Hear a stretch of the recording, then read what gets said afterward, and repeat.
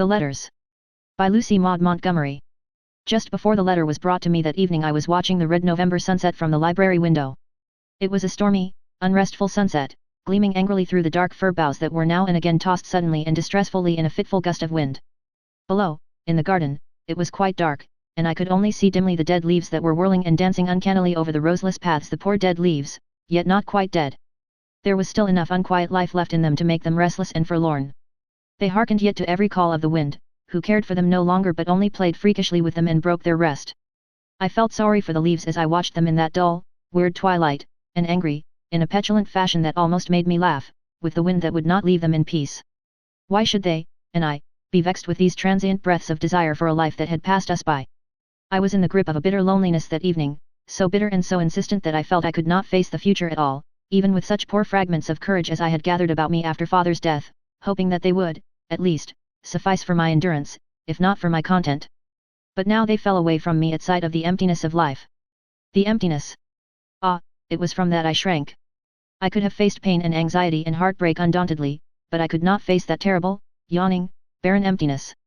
I put my hands over my eyes to shut it out, but it pressed in upon my consciousness insistently, and would not be ignored longer. The moment when a woman realizes that she has nothing to live for, neither love nor purpose nor duty, holds for her the bitterness of death. She is a brave woman indeed who can look upon such a prospect unquailingly, and I was not brave. I was weak and timid. Had not father often laughed mockingly at me because of it? It was 3 weeks since father had died, my proud, handsome, unrelenting old father, whom I had loved so intensely and who had never loved me. I had always accepted this fact unresentfully and unquestioningly, but it had steeped my whole life in its tincture of bitterness. Father had never forgiven me for 2 things. I had cost my mother's life and I was not a son to perpetuate the old name and carry on the family feud with the Frasers. I was a very lonely child, with no playmates or companions of any sort, and my girlhood was lonelier still. The only passion in my life was my love for my father. I would have done and suffered anything to win his affection in return. But all I ever did win was an amused tolerance, and I was grateful for that, almost content. It was much to have something to love and be permitted to love it. If I had been a beautiful and spirited girl I think father might have loved me, but I was neither. At first I did not think or care about my lack of beauty, then one day I was alone in the beech wood, I was trying to disentangle my skirt which had caught on some thorny underbrush. A young man came around the curve of the path and, seeing my predicament, bent with murmured apology to help me. He had to kneel to do it, and I saw a ray of sunshine falling through the beeches above us strike like a lance of light athwart the thick brown hair that pushed out from under his cap. Before I thought I put out my hand and touched it softly, then I blushed crimson with shame over what I had done. But he did not know, he never knew. When he had released my dress he rose and our eyes met for a moment as I timidly thanked him. I saw that he was good to look upon, tall and straight, with broad, stalwart shoulders and a dark, clean-cut face. He had a firm, sensitive mouth and kindly, pleasant, dark blue eyes. I never quite forgot the look in those eyes. It made my heart beat strangely, but it was only for a moment, and the next he had lifted his cap and passed on. As I went homeward I wondered who he might be. He must be a stranger, I thought, probably a visitor in some of our few neighboring families. I wondered too if I should meet him again, and found the thought very pleasant. I knew few men and they were all old, like father, or at least elderly. They were the only people who ever came to our house, and they either teased me or overlooked me. None of them was at all like this young man I had met in the beech wood, nor ever could have been, I thought. When I reached home I stopped before the big mirror that hung in the hall and did what I had never done before in my life, looked at myself very scrutinizingly and wondered if I had any beauty. I could only sorrowfully conclude that I had not. I was so slight and pale, and the thick black hair and dark eyes that might have been pretty in another woman seemed only to accentuate the lack of spirit and regularity in my features. I was still standing there, gazing wistfully at my mirrored face with a strange sinking of spirit, when father came through the hall, his riding whip in his hand. Seeing me, he laughed. "Don't waste your time gazing into mirrors, Isabel," he said carelessly. That might have been excusable in former ladies of Shirley whose beauty might pardon and even adorn vanity, but with you it is only absurd. The needle and the cookbook are all that you need concern yourself with. I was accustomed to such speeches from him, but they had never hurt me so cruelly before. At that moment I would have given all the world only to be beautiful. The next Sunday I looked across the church, and in the Fraser pew I saw the young man I had met in the wood. He was looking at me with his arms folded over his breast and on his brow a little frown that seemed somehow indicative of pain and surprise. I felt a miserable sense of disappointment. If he were the Frasers' guest I could not expect to meet him again. Father hated the Frasers, all the Shirleys hated them, it was an old feud, bitter and lasting, that had been as much our inheritance for generations as land and money. The only thing father had ever taken pains to teach me was detestation of the Frasers and all their works. I accepted this as I accepted all the other traditions of my race. I thought it did not matter much. The Frasers were not likely to come my way, and hatred was a good satisfying passion in the lack of all else. I think I rather took a pride in hating them as became my blood. I did not look at the Fraser pew again, but outside, under the elms, we met him, standing in the dappling light and shadow. He looked very handsome and a little sad. I could not help glancing back over my shoulder as father and I walked to the gate, and I saw him looking after us with that little frown which again made me think something had hurt him. I liked better the smile he had worn in the beech wood, but I had an odd liking for the frown too, and I think I had a foolish longing to go back to him, put up my fingers and smooth it away. "So Alan Fraser has come home," said my father. "Alan Fraser?" I repeated, with a strange, horrible feeling of coldness and chill coming over me like a shadow on a bright day. "Alan Fraser, the son of old Malcolm Fraser of Glenellyn. The son of our enemy. He had been living since childhood with his dead mother's people, so much I knew. And this was he." Something stung and smarted in my eyes. I think the sting and smart might have turned to tears if father had not been looking down at me. "Yes. Didn't you see him in his father's pew? But I forgot. You are too demure to be looking at the young men in preaching, or out of it, Isabel. You are a model young woman. Odd that the men never like the model young women. Curse old Malcolm Fraser. What right has he to have a son like that when I have nothing but a puling girl? Remember, Isabel, that if you ever meet that young man you are not to speak to or look at him, or even intimate that you are aware of his existence. He is your enemy and the enemy of your race. You will show him that you realize this." Of course that ended it all, though just what there had been to end would have been hard to say. Not long afterwards I met Alan Fraser again, when I was out for a canter on my mare. He was strolling through the beechwood with a couple of big collies, and he stopped short as I drew near. I had to do it, father had decreed, my surly pride demanded, that I should do it. I looked him unseeingly in the face, struck my mare a blow with my whip, and dashed past him. I even felt angry, I think, that a Fraser should have the power to make me feel so badly in doing my duty. After that I had forgotten. There was nothing to make me remember, for I never met Alan Fraser again. The years slipped by, one by one, so like each other in their colorlessness that I forgot to take account of them. I only knew that I grew older and that it did not matter since there was nobody to care. One day they brought father in, white-lipped and groaning. His mare had thrown him, and he was never to walk again, although he lived for 5 years. Those 5 years had been the happiest of my life. For the first time I was necessary to someone, there was something for me to do which nobody else could do so well. I was father's nurse and companion, and I found my pleasure in tending him and amusing him, soothing his hours of pain and brightening his hours of ease.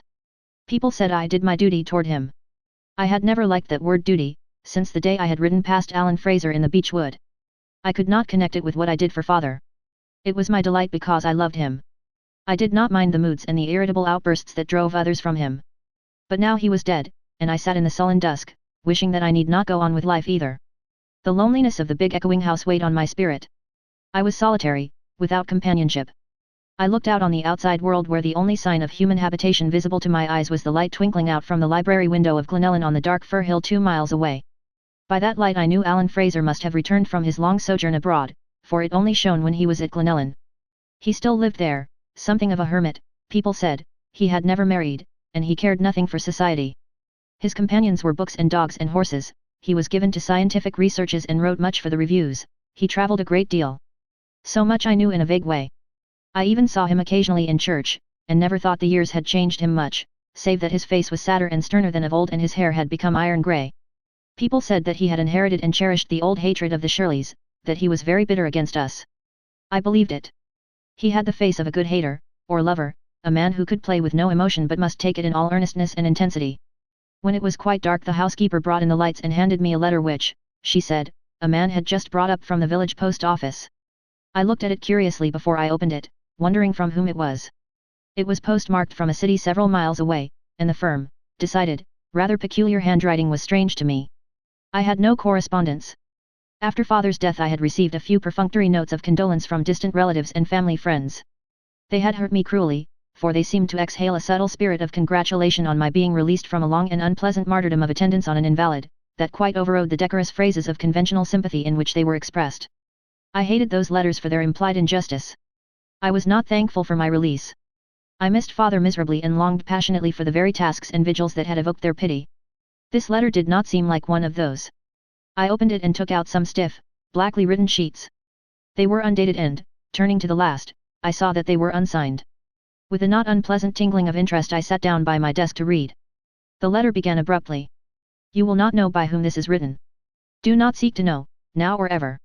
It is only from behind the veil of your ignorance of my identity that I can ever write to you fully and freely as I wish to write, can say what I wish to say in words denied to a formal and conventional expression of sympathy. Dear lady, let me say to you thus what is in my heart. I know what your sorrow is, and I think I know what your loneliness must be, the sorrow of a broken tie, the loneliness of a life thrown emptily back on itself. I know how you loved your father, how you must have loved him if those eyes and brow and mouth speak truth, for they tell of a nature divinely rich and deep, giving of its wealth and tenderness ungrudgingly to those who are so happy as to be the objects of its affection. To such a nature bereavement must bring a depth and an agony of grief unknown to shallower souls. I know what your father's helplessness and need of you meant to you. I know that now life must seem to you a broken and embittered thing and, knowing this, I venture to send this greeting across the gulf of strangerhood between us, telling you that my understanding sympathy is fully and freely yours, and bidding you take heart for the future, which now, it may be, looks so heartless and hopeless to you. Believe me, dear lady, it will be neither. Courage will come to you with the kind days. You will find noble tasks to do, beautiful and gracious duties waiting along your path. The pain and suffering of the world never dies, and while it lives there will be work for such as you to do, and in the doing of it you will find comfort and strength and the highest joy of living. I believe in you. I believe you will make of your life a beautiful and worthy thing. I give you Godspeed for the years to come. Out of my own loneliness I, an unknown friend, who has never clasped your hand, send this message to you. I understand, I have always understood, and I say to you, be of good cheer. To say that this strange letter was a mystery to me seems an inadequate way of stating the matter. I was completely bewildered, nor could I even guess who the writer might be, think and ponder as I might. The letter itself implied that the writer was a stranger. The handwriting was evidently that of a man, and I knew no man who could or would have sent such a letter to me. The very mystery stung me to interest. As for the letter itself, it brought me an uplift of hope and inspiration such as I would not have believed possible an hour earlier.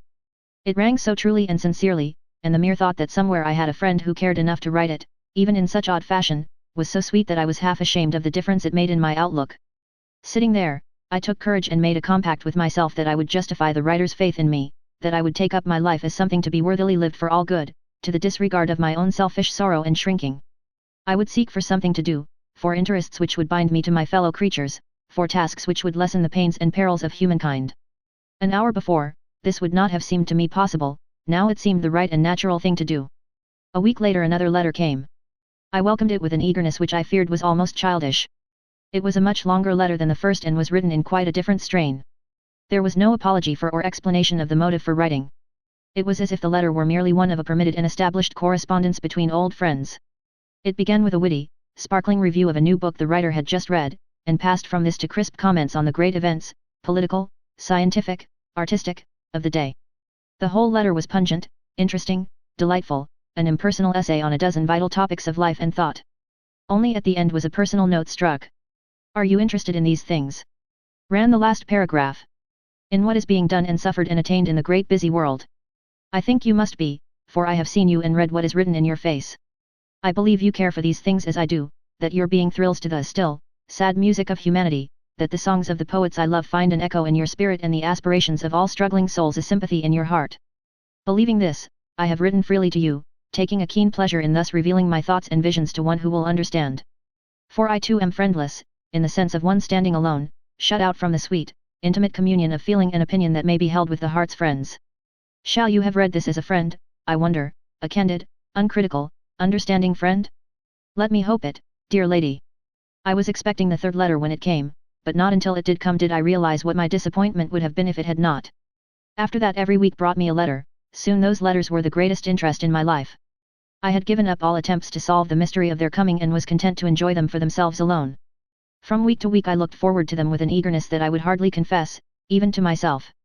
And such letters as they were, growing longer and fuller and freer as time went on, such wise, witty, brilliant, pungent letters, stimulating all my torpid life into tingling zest. I had begun to look abroad in my small world for worthy work and found plenty to do. My unknown friend evidently kept track of my expanding efforts, for he commented and criticized, encouraged and advised freely. There was a humor in his letters that I liked, it leavened them with its sanity and reacted on me most wholesomely, counteracting many of the morbid tendencies and influences of my life. I found myself striving to live up to the writer's ideal of philosophy and ambition, as pictured, often unconsciously, in his letters. They were an intellectual stimulant as well. To understand them fully I found it necessary to acquaint myself thoroughly with the literature and art, the science and the politics they touched upon. After every letter there was something new for me to hunt out and learn and assimilate, until my old narrow mental attitude had so broadened and deepened, sweeping out into circles of thought I had never known or imagined, that I hardly knew myself. They had been coming for a year before I began to reply to them.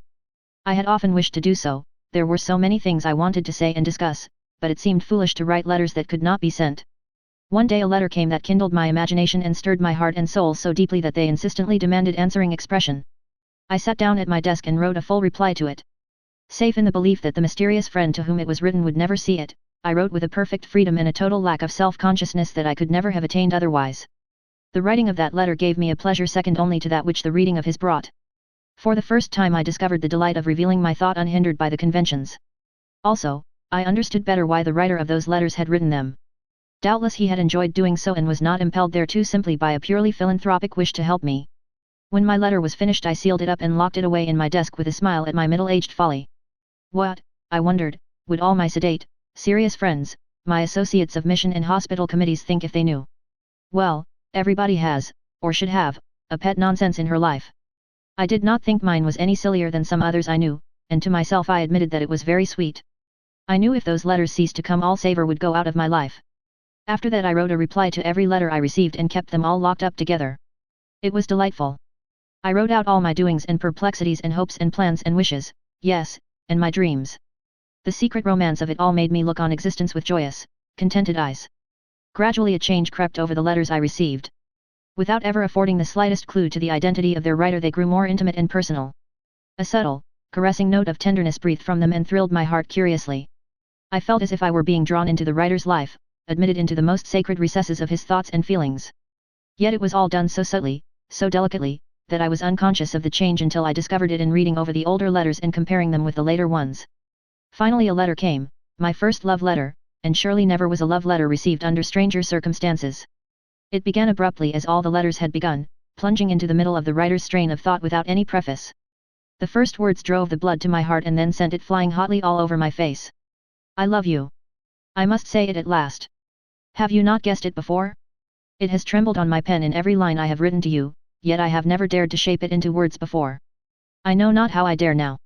I only know that I must. What a delight to write it out and know that you will read it. Tonight the mood is on me to tell it to you recklessly and lavishly, never pausing to stint or weigh words. Sweetheart, I love you, love you, love you, dear true, faithful woman soul, I love you with all the heart of a man. Ever since I first saw you I have loved you. I can never come to tell you so in spoken words, I can only love you from afar and tell my love under the guise of impersonal friendship. It matters not to you, but it matters more than all else in life to me. I am glad that I love you, dear, glad, glad, glad. There was much more, for it was a long letter. When I had read it I buried my burning face in my hands, trembling with happiness. This strange confession of love meant so much to me, my heart leaped forth to meet it with answering love. What mattered it that we could never meet, that I could not even guess who my lover was? Somewhere in the world was a love that was mine alone and mine wholly and mine forever. What mattered his name or his station, or the mysterious barrier between us? Spirit leaped to spirit unhindered over the fettering bounds of matter and time. I loved and was beloved. Nothing else mattered. I wrote my answer to his letter. I wrote it fearlessly and unstintedly. Perhaps I could not have written so freely if the letter were to have been read by him, as it was, I poured out the riches of my love as fully as he had done. I kept nothing back, and across the gulf between us I vowed a faithful and enduring love in response to his. The next day I went to town on business with my lawyers. Neither of the members of the firm was in when I called, but I was an old client, and one of the clerks showed me into the private office to wait. As I sat down my eyes fell on a folded letter lying on the table beside me. With a shock of surprise I recognized the writing. I could not be mistaken, I should have recognized it anywhere. The letter was lying by its envelope, so folded that only the middle third of the page was visible. An irresistible impulse swept over me. Before I could reflect that I had no business to touch the letter, that perhaps it was unfair to my unknown friend to seek to discover his identity when he wished to hide it, I had turned the letter over and seen the signature. I laid it down again and stood up, dizzy, breathless, unseeing. Like a woman in a dream I walked through the outer office and into the street.